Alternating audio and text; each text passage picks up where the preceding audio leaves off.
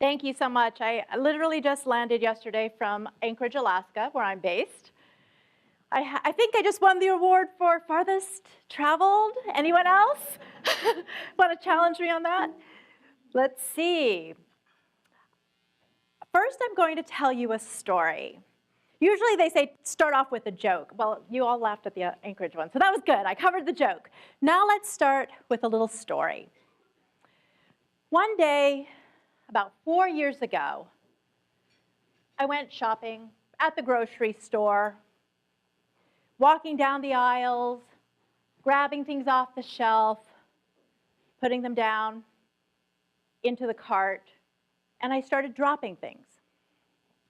At first, I was like, oh, I'm so clumsy, what a klutz. Picked up something else, put it into the cart, and I dropped it again. Like, oh, that's so weird. Got up, checking out, putting things on the conveyor belt, and things started falling out of my hand. I couldn't grip things. Then I went to pay, and my wallet fell, and I apologized to the shop clerk, and I said, I'm really sorry. I don't know what's wrong with me. Went to pay with my ATM card, and it fell out of my hand. And now I'm beginning to panic. I thought, am I having a stroke? Do I have to tell her to call 911? And then I looked down at my hand, and I was holding my phone the entire time and had no idea. I was holding my phone in my hand, so I couldn't grip the groceries or my wallet, and I was completely oblivious. And that was a moment where I stepped back and I thought, wait a minute. This is now so a part of my being that I had no idea it was there. And it was interfering with very basic things. Take a look at your table right now. Who has a phone in front of them?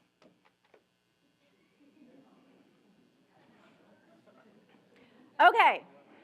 So I'm sure some of you as TechNow people responsible think it's life or death that in the next 45 minutes, I'm going to get that emergency call that our server just went down. I have to solve a problem.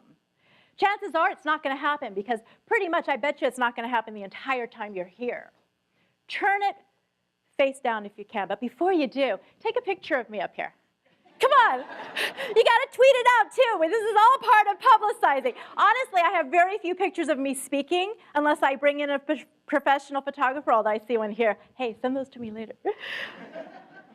Get it out of your system if you're one of those people who love to tweet or to post on Facebook. Here's where I am. I exist because I've now posted that photo. Aliza exists as well. I'm validating her existence with social media posts, right? And now turn it face down. Hey, better yet, turn it off. Not just silence it, not just turn off that little buzzer. Turn it all the way. Kind of scary, right? So you're like, no, I can't do that. Or put it in your bag. No, I can't do that. I need it right there. We kind of laugh at ourselves. But the truth is, we have lost the awareness of the invasion of our technology.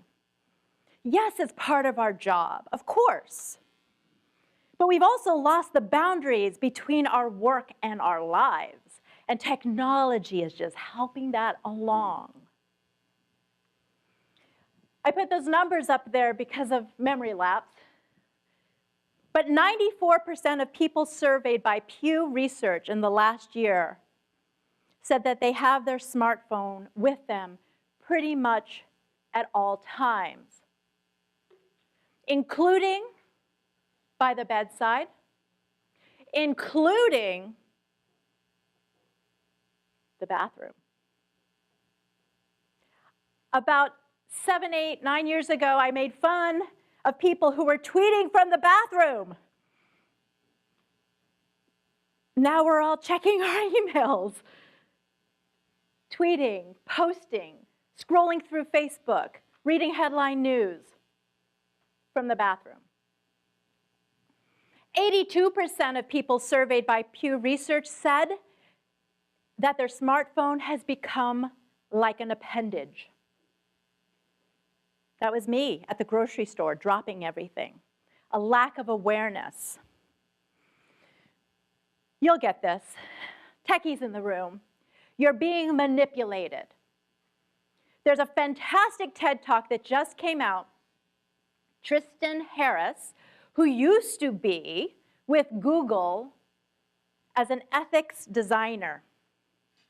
His job was to make sure that as the company was telling its programmers to manipulate and control people's minds with every tiny thing that's being pushed out in social media and through apps, that it was still ethical. That it was still ethical. And the ethics of design and technology is that the needs and demands and expectations of the company align with the needs or demands or expectations of the consumer. But the reality is Google, Facebook, Apple, and just a few other companies are now controlling the minds of billions of people, and the line is blurring. Those ethical lines are blurring.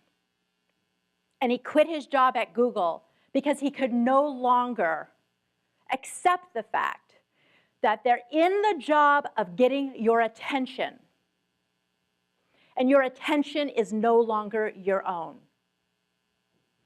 So there are hundreds of programmers in rooms right now figuring out what you're feeling and what you're thinking because they're tracking every action you make in social networks and on the web. And by tracking all of that, they are figuring out what to show you next. Now, I'm sure as programmers, you're already aware that every feed that you look at today is no longer what's happening at this moment. It is what each service believes you're going to want to see next. The autoplay of the YouTube video has influenced the autoplay of every video on Netflix, Facebook. That's done for a reason. It's part of manipulation. This is not to let you off the hook, but this is just to say there is a force going on that is beyond our control. But how do we get a hold of this?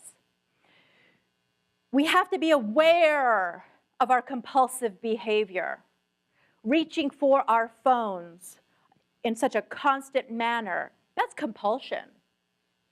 In some cases, that's addiction. 15, 20 years ago, when the internet was just coming out to all of us, and the media was saying, internet addiction is ruining people's lives, that was just headline grabbing. That was attention grabbing in the old days, the headline. But today, after so many years in this industry, I'm here to say, yes, there is such a thing as internet addiction, or in this case, social media addiction, or device addiction. And a lot of us are guilty of this. We're in this always-on society. Everybody is taking pictures of their food. Everybody is doing a selfie. And if it's not you, if you're like, oh, I don't do that, the person next to you is.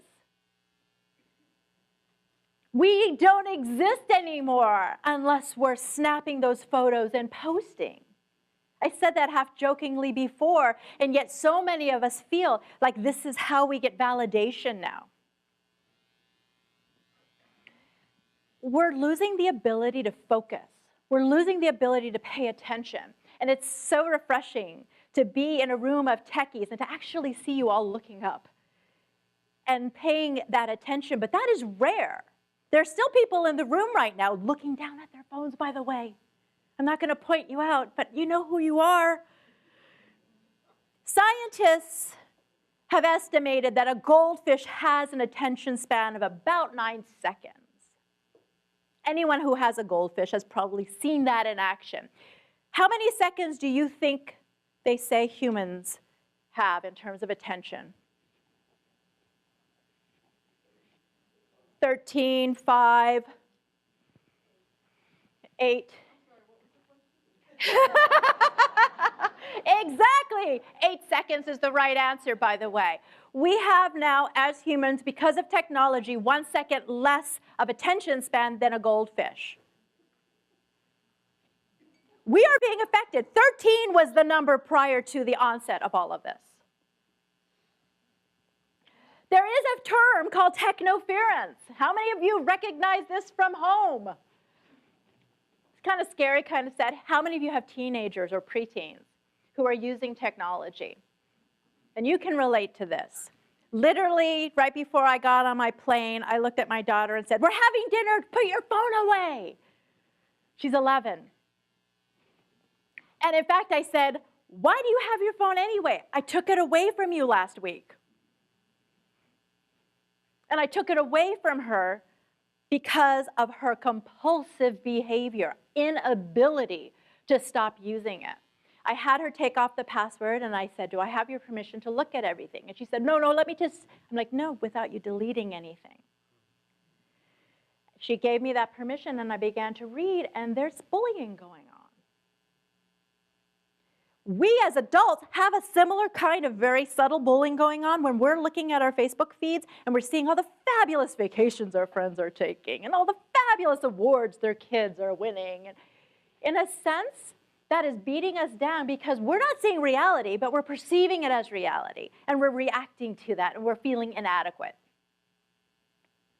There's technoference, same kind of technoference at the workplace. Technoference being that digital device between you and a human being in front of you. Yes, you see the kids on their devices sitting side by side, and you're like, "What are you guys doing? You should be playing and talking to each other." Well, we are talking to each other. Literally sitting next to each other, texting each other, or Snapchatting to each other back and forth. To them, that's communication.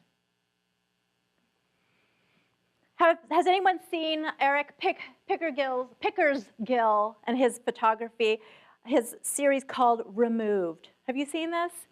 This is a series of photographs of people holding digital devices, and then right before he takes the picture, he removes the device from their hand to show how ridiculous we look and how it interferes with our human connection. It's called Removed. You could just search for photos removed, and you'll see his series. It's powerful. Without even showing the device, it's showing the effect of the device. We're suffering from FOMO. How many of you suffer from FOMO? Fear of missing out. We're afraid, literally, that we are going to miss out on something if we don't check. We're also suffering from NOMO, no mobile device. And that normally comes in the form of no power and no outlet. Oh, we forgot our charger, and we're almost out of juice. And that panic that ensues. Does anyone have a charger? We're looking to juice up that device to get our fix. But without the downtime, we don't recharge. We don't have a chance to refresh our brains. We don't have that time anymore. And when we sit there and say, we don't have time, think of what you're filling your time with often. If anyone is used to scrolling down a Facebook feed and getting lost, or Pinterest, let's talk about Pinterest. For those of you who still are doing that, it is a time suck. But going back to Tristan Harris's speech, it is a grab for your attention, and they pull you in, and they do everything they can to hold you. So we're overloaded, and that overload of information, I mean, what happens when our computers get overloaded? I mean, I'm guilty of opening 100 windows at once on my MacBook, and that thing starts to smoke. We know that a machine, even the best of machines, can only take so much. Same with us, and we tend to forget that. When you start to get overloaded into that fashion, you become cognitively impaired. And most of us, or I always say all of us, and then someone in the room goes, most of us don't want to go to work drunk. Right, you just won't do that because you're not going to be productive. It doesn't work. Those of us who have in the past, We know it does not work. You do not work well. And yet, when you are overloaded, you are cognitively impaired in that same fashion. Our brains are stymied and stuck in that same way. When you burn out, that's that going over the precipice of overload. When you begin to burn out, it is destroying aspects of yourself, your brain, your body. That burnout could be starting off as, I'm forgetful, I can't focus, I can't concentrate, turning into eye strain, migraines, headaches, inability to actually see properly, having to get these, not just related to age. It begins to manifest in other parts of your body. Half of the ailments we have today are related to our technology. It's technology against our body. Our bodies were not made for this. It was not meant for this. This is a diagram showing that when you are looking down at your phones, you're putting 60 pounds of pressure on your neck.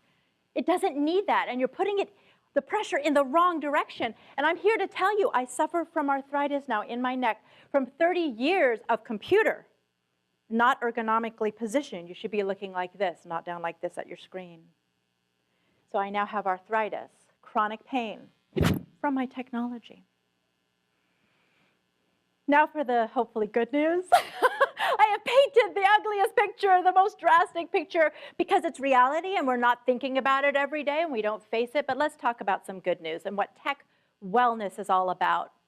Tech wellness is about self-care, first and foremost. And the World Health Organization actually has a definition of self-care. That is how important self-care is globally. It's not some woo-woo kind of thing. It's not, let me do some meditation, some yoga, and there's my self-care done. Let me just go to the spa one day, get a pedi, get a mani. There's my self-care. It's actually a global epidemic in terms of lack of ability to care for oneself, whether it be a poverty issue or a mindlessness issue. So self-care is what you do for yourself to establish and maintain your health, to prevent and deal with illness. And technology is working against our health and causing illness.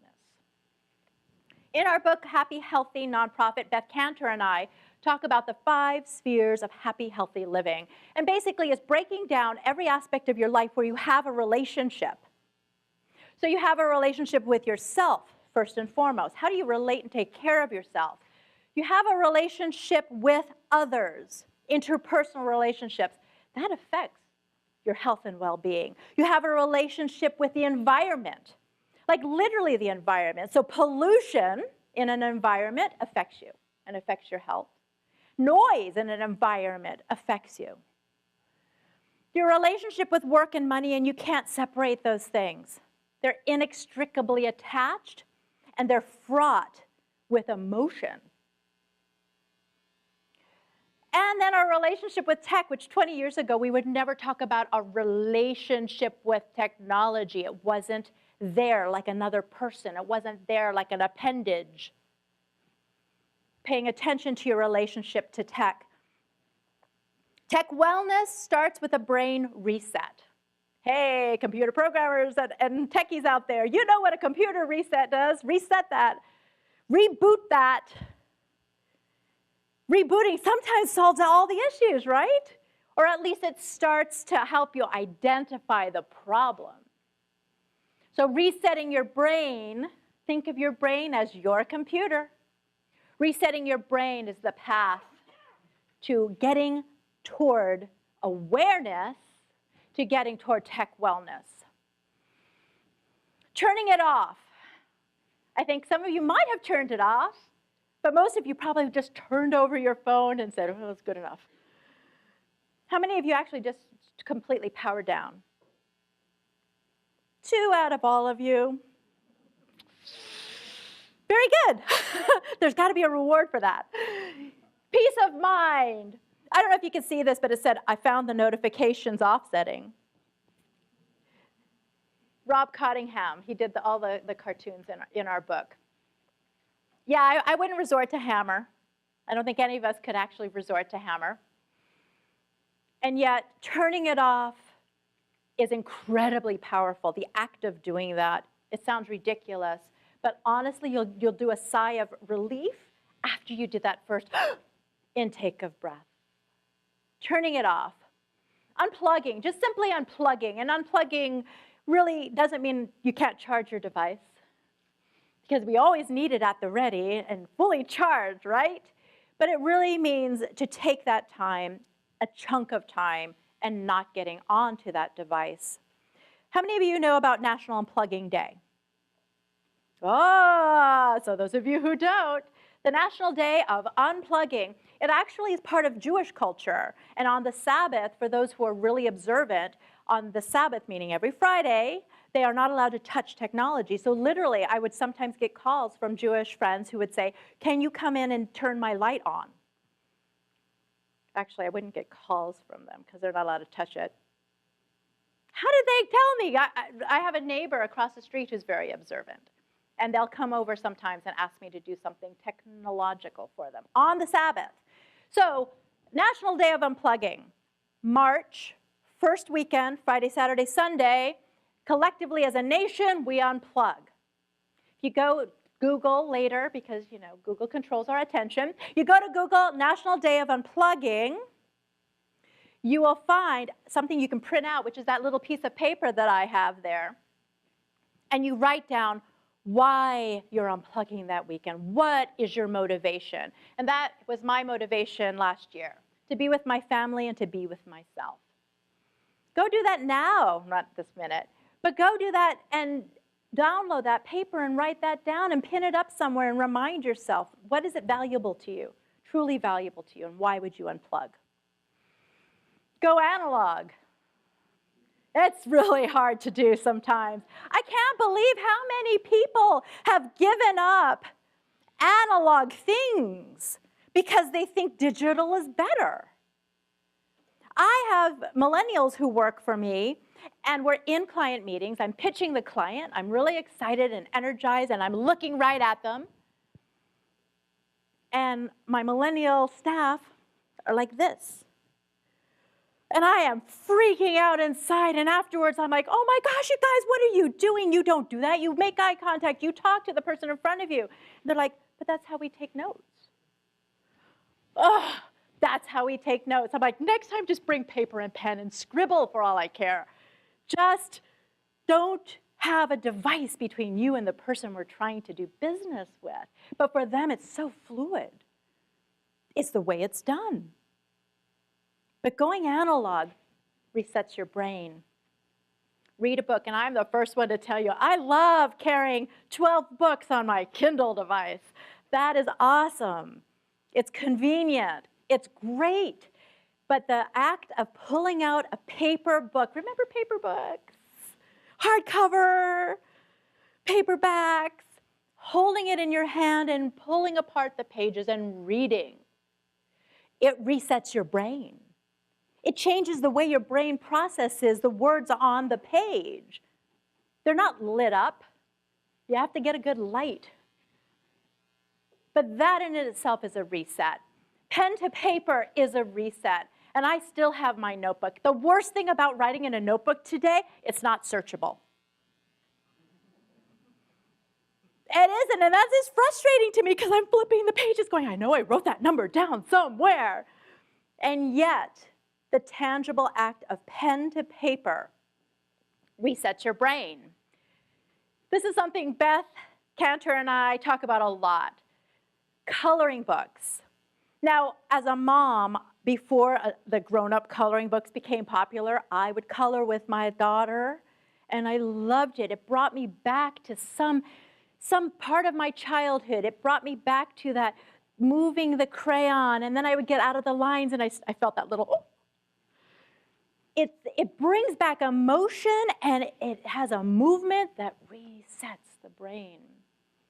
And if that's not something you're into, I picked up some paints.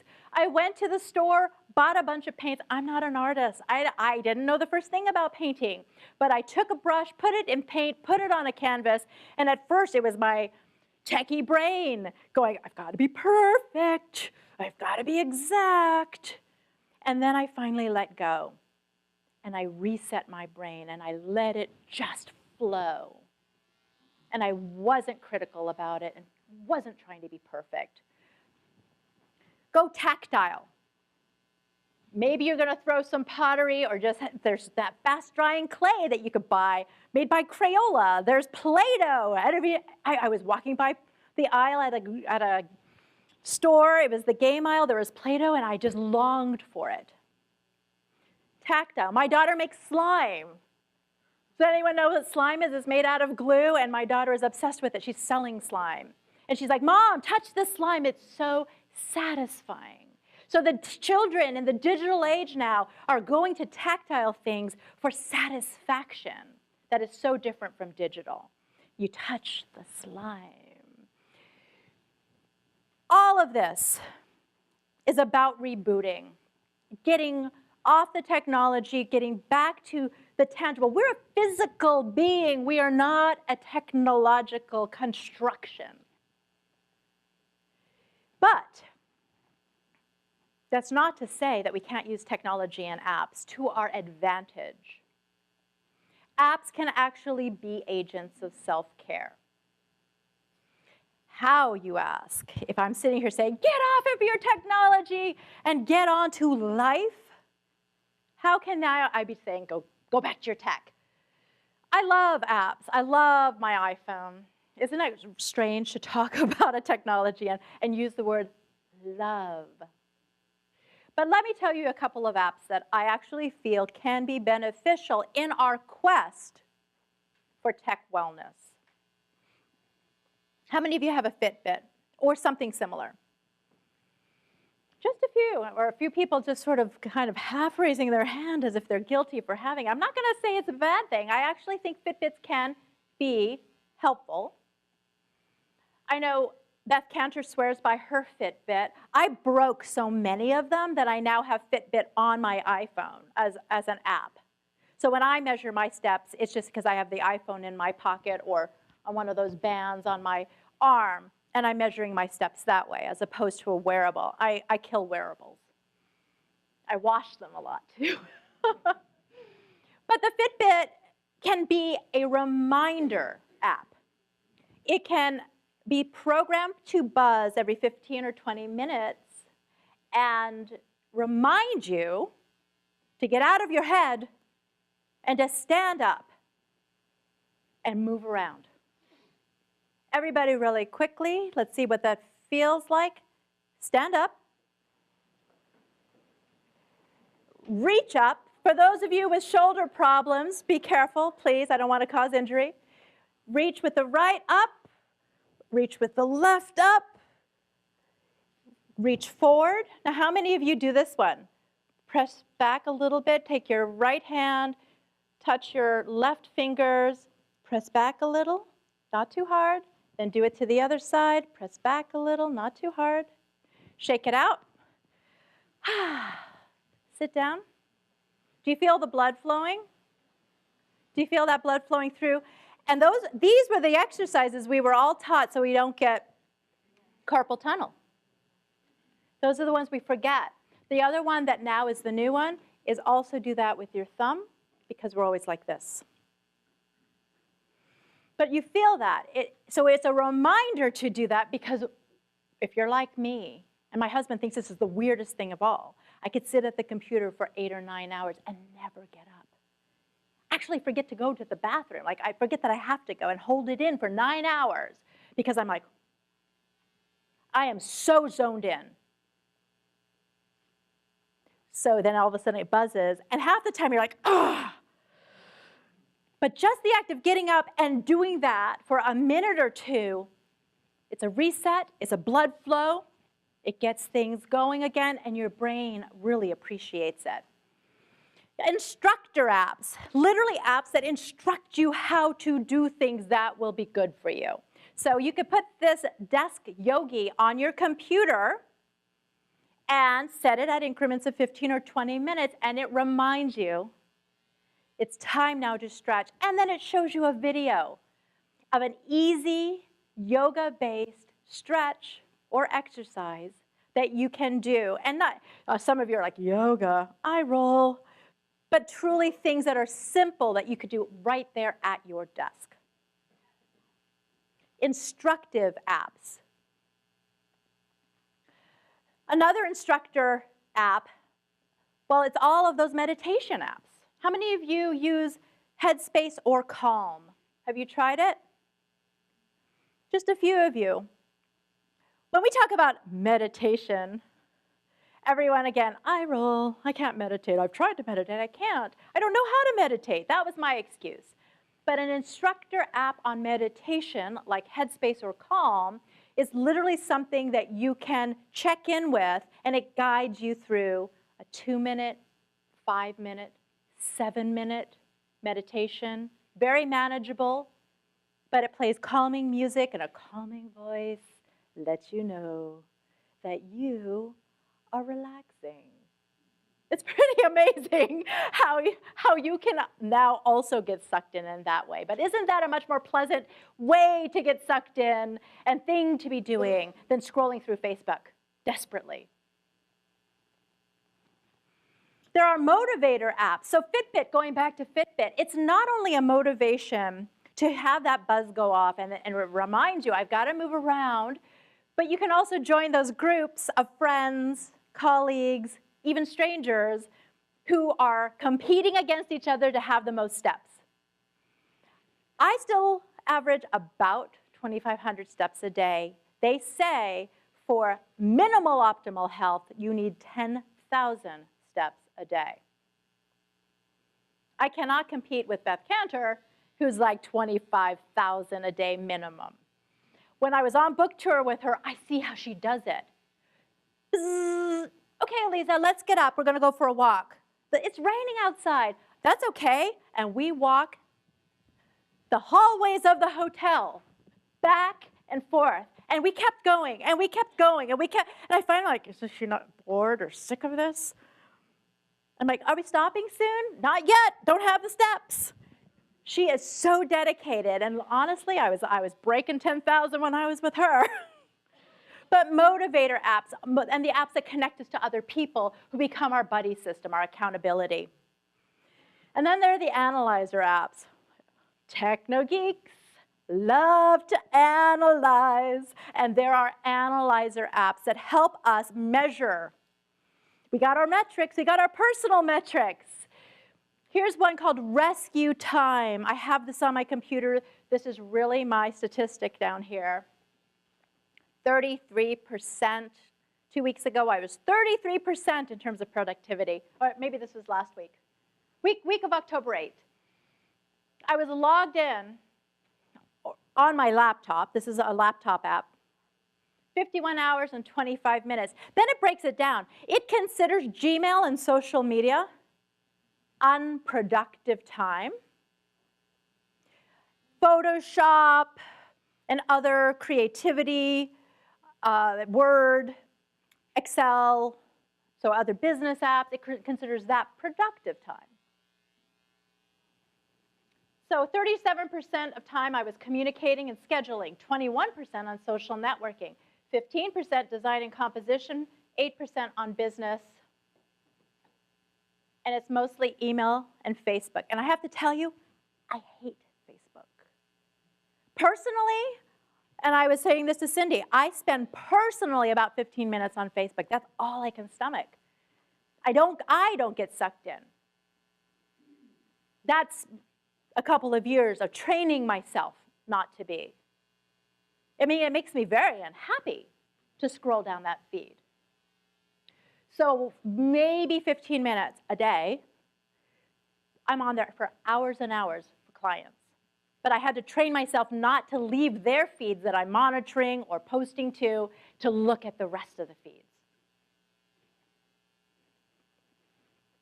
Another analyzer, Moment. How many of you have Moment on your iPhone? I think it's just an iPhone app right now, but there's similar ones for Android. Moment measures how many times you pick up your iPhone. Doesn't matter why, how many times you pick up that iPhone. That is also my statistic. Yesterday, I picked it up 4 hours and 47 minutes worth of time. I would say I was being productive. The day before, 7 hours and 39 minutes I was on my phone. On a Sunday, October 15, 10 hours and 11 minutes. What in the... And I can't remember what I did on Sunday. Why was I on my phone for 10 hours? And I want to say maybe my daughter was borrowing my phone because I had taken her phone away, but I'm pretty sure it was me. And I can't remember why.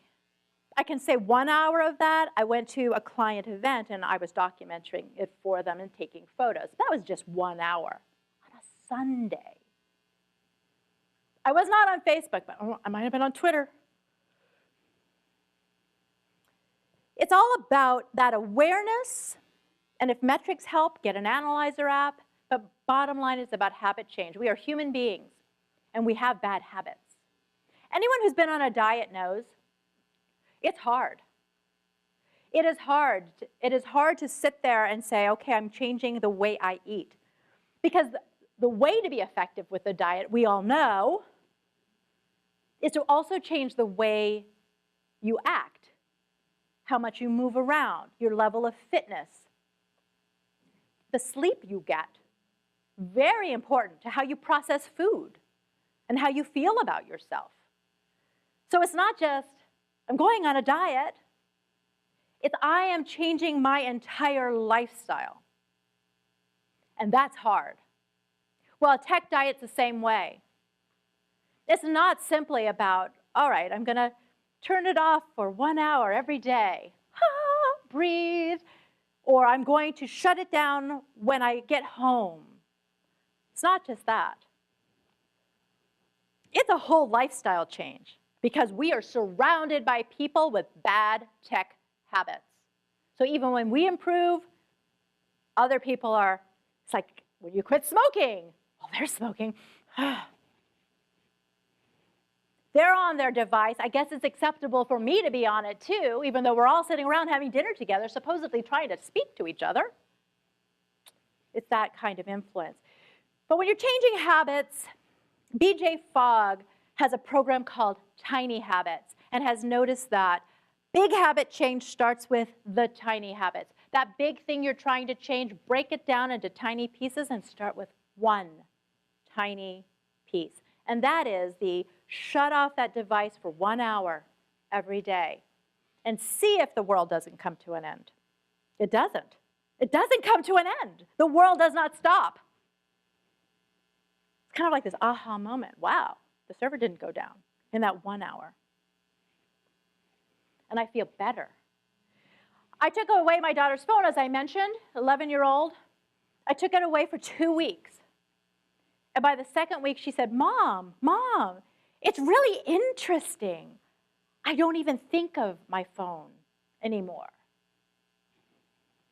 I don't even think of it, and I don't miss it. And when I gave it back to her, her first thought was, Mom, take it away if it happens again. We changed her habit in just 2 weeks' time. She went right back to it. That's why I was saying yesterday, get off of your phone, or day before. Because that's how pervasive this is and how hard it is to kick that habit. No phones at the table. No matter what the table is, phones don't belong on the table. I remember 1999, I was walking through a cafeteria in Sweden. I had a speaking engagement in Stockholm, and in 1999, remember Sweden, Nokia, there were phones on all the tables. And I looked at that, and I was like, oh my gosh, what are they doing? That's terrible. Phones at the lunch table? We would never do that in America. Just taking them off tables will make a big change. Dinner table, desk, anywhere, home, restaurant.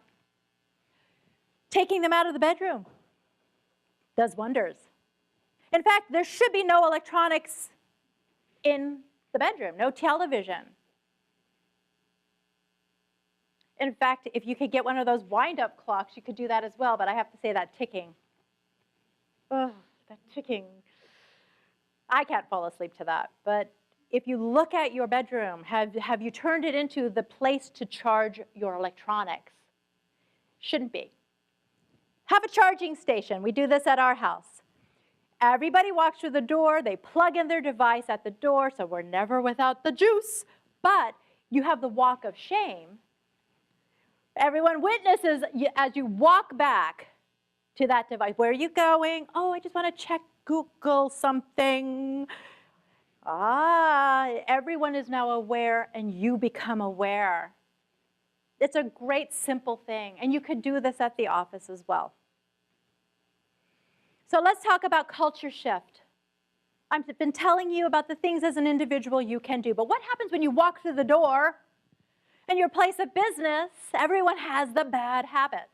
Everyone's doing all the things that you're trying not to do. It's like the boss eating the donuts when you're trying to not have sugar. In the book, we talk about we care, the collective version of self-care. It's the awareness of the individual and the importance of the individual in an organization. I mean, your mission is critical to your organization, but the people within your organization are mission critical. Without their health and well-being, you're running a sick organization. So we care is everyone collectively looking out for one another, top down and bottom up. Here's what we care looks like at work. This organization, at 10 a.m. and 2 p.m., a bell goes off, like a real bell, not like a little alarm on the iPhone, but a bell goes off. A bell is rung. Everyone stands up and walks out the door together. They go on a 15-minute walk. If the weather's bad, they walk inside the building. If the weather's great, they go outside. They walk together for 15 minutes. Then they sit back down at 10 a.m. and 2 p.m. every day. How did this happen? They brought in a wellness consultant who said, you have a sedentary job. Everyone sits around. Nobody is getting up and moving around. So do it as part of your culture. They've been doing it for 15 years. This is not a fad. This is something they were committed to, top down, bottom up, and it's now an intrinsic part of work. Self-care and we care is a strategic imperative. It is an aspect of work that cannot be neglected. It cannot be written out. It actually should be written into the employee handbook. Taking breaks. So many of us will eat our lunch at our desk and will not take those much needed breaks. There is an organization in Canada that has Crock-Pot Mondays. They literally bought a crock-pot off of Craigslist Canada, and they take turns making healthy lunches. It has to be gluten-free, dairy-free, vegan, so everyone can partake. So a lot of people are learning to cook for the first time and understanding what dietary restrictions are.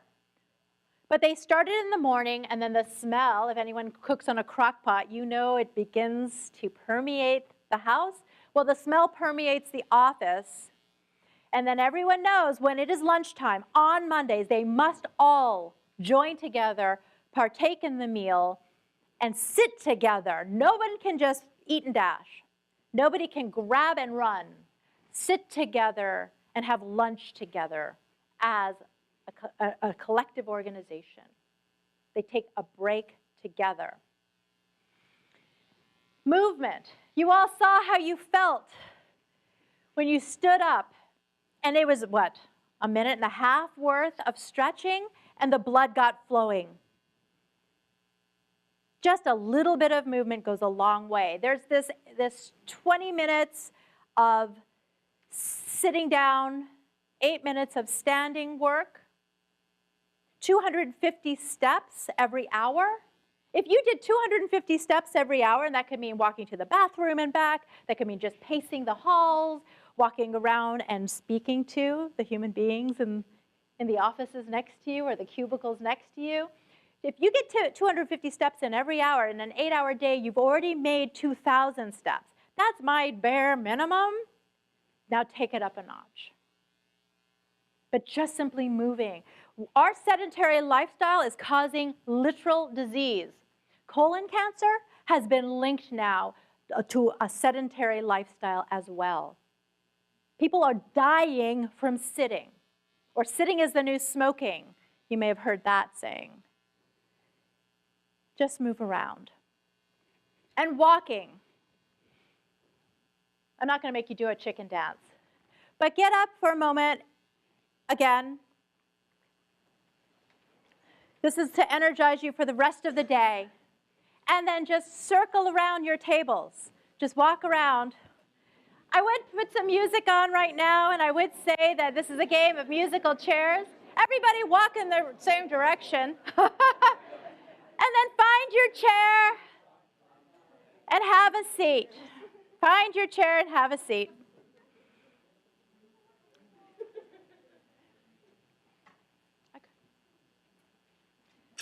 There you go. Again, you just reset your brain. You just got some more blood flowing. You bumped into somebody, I'm sure, here and there. But that kind of energy is going to help you throughout your day. That kind of energy, just that few moments, that kind of energy will transform the way your brain functions and how you do your work. Just walking. And how many of you do walking meetings? Just a few. So walking meetings, we think of walking as taking a break, right? We think of walking, when you get up from our desk and walk away from our desk, whoa, we're not working. But think of walking and meeting someone. So a walking meeting is really a thing. It's an organized process where you go on a walk with people and literally have your meeting. So it could be walking with a donor. Such a better environment than just simply sitting there. It's an interesting, energizing process. And half the time, you don't really need to take notes when you're speaking to a donor. It's all about that connection. And walking and sharing in a beautiful day and having that conversation, there's a lot of power to it. Instead of sitting in a conference room, a staff of 10 could be walking and having their meeting and having their discussion and sharing with one another. As you grow that group and more people are walking, then you need to use special techniques like grouping of groups of 10 with moderators walking along, note-taking. We all have that device. It's measuring our steps. Well, we could go onto voice memo as well. And we could be recording what's being said. Some of the meetings, walking meetings, you could set it up to then meet at a cafe and everyone's going to get some coffee and everyone begins to transcribe and take notes while they're having their downtime before they return to the office. Whiteboard. Somebody could literally carry a whiteboard. There are so many techniques to turn a walk into a productive and creative time. The act of walking and getting that blood flowing and resetting the brain at a different level opens up amazing creativity. It's a great time to brainstorm. If you're doing some brainstorming and recording on an iPhone, you don't need to have that wall of the sticky notes that you might be doing. You can do that later. You can build that after that process. So thinking of walking not as an unproductive time. It's either a time for health benefits, or it's literally a time for creativity and relating to one another in a different environment. There are companies now that no longer sit in a conference room to meet. They have their walking meetings and are equally, if not more, productive. The outcomes are better. Why wouldn't you want to meet in a process format or environment where you're more productive and the outcomes are better? It's very interesting. If you're interested in more about walking meetings, Beth Cantor has lots of resources on her website, including things like, well, what if somebody cannot walk? It's making a walking meeting or a moving forward meeting more accessible to everyone and staying at the pace of the person who will be the slowest walker. And making sure it is accessible too, wheelchair accessible, walker accessible. So think of that as an actual strategic move to move toward walking meetings, and the benefits are many. And take a real vacation, a real vacation. That means no devices, no checking your messages, no getting notified. And that's hard. And this is where we care comes in, because there has to be buy-in from the top, there has to be buy-in from your colleagues, and it has to be a conversation and a plan. There has to be a plan in place where it is honored that you are going on vacation, that you are taking that time and you need that time off. And those around you take bits and pieces of your responsibility because they know you will do that for them when it's time for them to take a vacation. And please, please take your vacation time. In the nonprofit sector, we tend to think that self-sacrifice is noble. Hey, I didn't get any sleep. Look at me. I'm still functioning. You're not. Hey, I didn't take any vacation time last year. Ha, badge of honor. It's not. If we aren't caring for ourselves and caring for our people, we are not serving those who we want to serve well. So real vacation is very hard to do. In this day and age, we are completely accessible at all times. But I challenge you to, as part of your culture as an organization and as part of your commitment to yourself as an individual who wants to have a long and happy life, take that time. Cherish and value that time. Be with your family or loved ones. Be with yourself. Because I swear none of us are going to be taking the iPhone to our graves. But it may lead us there faster than we want. Sorry, Apple. And if you have trouble with this, go to Camp Grounded, which is a getaway camp for grown-ups where they take your devices at the door. They actually don't have a door because it's outdoors. And they let you camp out and do all the things that you remember from kid camp. And there are lots of these out there. Digital detox and all these retreats. There are spa retreats that are right away say a no digital device retreat. And it's all about getting us out of our technology hamster wheel and getting back into life. So if you have trouble, they'll take care of you. It happens every year. It's literally called Camp Grounded. Just Google it. And work at getting well. I would say probably 99% of you here have bad tech habits, and I do too. The first thing is acknowledging it, being aware. Because once you're aware, you will realize how ridiculous and wasteful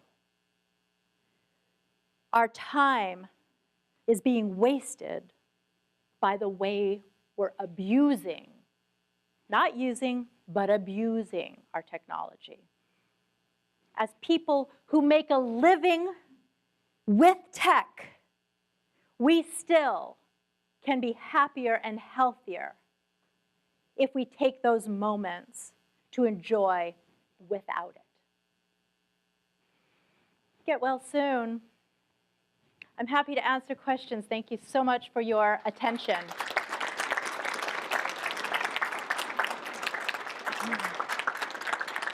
Oh, I have a challenge for you. Normally, my next slide gives you my email address, and I say, email me questions if you have them afterwards. This time, I'm giving you my address. Mail me, and you can take a photo of this now. You can pull out your phones or write it down if you want, or if you have to text it in, that's fine. Mail me a postcard from Pittsburgh or wherever you're based, and I will mail you back a postcard from Alaska. How many of you have recently sent a postcard? Nice. Very good. More than I expected. How about a letter? A letter. Ooh, love it. It's a really powerful thing. When I get a handwritten letter and card now, it's like a gift. And when I write one, it's a gift to myself. I did put up about 3 weeks ago on my Facebook page, my one out of every, maybe I'll post 3 or 4 times a month. And it said, if you want a postcard from Alaska, message me your address. And I had about 15 people respond. Whew, thank God it was only 15. But I was joyful. I went to the places to buy postcards, and I was, ooh, that looks like CC. Oh, that looks like, and I was matching up the postcard to the person. And then I thought to myself, what would be meaningful to say to them? And these are sometimes people I haven't seen for 20 or 25 years. And I licked stamps. I still had some instead of the peel off. Ugh. But that was that tactile moment. And it was amazing. And now I'm getting all of these wonderful postcards back and handwritten cards back from everyone saying it brought them a smile and a moment of joy. Send me a postcard. Okay, happy to answer any questions if anyone has any. There is a prize involved, but that's okay. I won't bribe you. No questions in the room. I think that either means that, oh, she wants a prize. I do. All right. I live for prizes, Aliza. Oh, good. So I'm married to a wonderful man, 44 years. He plays Words with Friends at the stoplight. Oh, I can't take his phone away from him. He's my husband, not my child. Well, And I'm not. I was just going to say, I thought it was like husband, child. Yeah, oh, yeah, okay, I understand. So I have my own bad addiction to fairway solitaire. I'm out to you all. I love fairway solitaire. I play it for hours on occasion. But how do I help this person I love better than life? To not need to be making a new word every single minute of the day. Yeah. Wow, that is really hard. So it's true. That whole role of wife taking care of husband, I have to tell you, men in the room, men who are married or partnered will live longer than men who are not. And the main reason is because your partner loves you and forces you to go to the doctor, to get that blood test, to take that vitamin, and they're nagging, and you may snap at them and think that they are annoying, but it's because they want you to last. And I think that's where you have to come from. You come from a place of love, and you preface it with, I love you. And there are no conditions to that love. However, I am afraid for your safety and well-being. And here's why.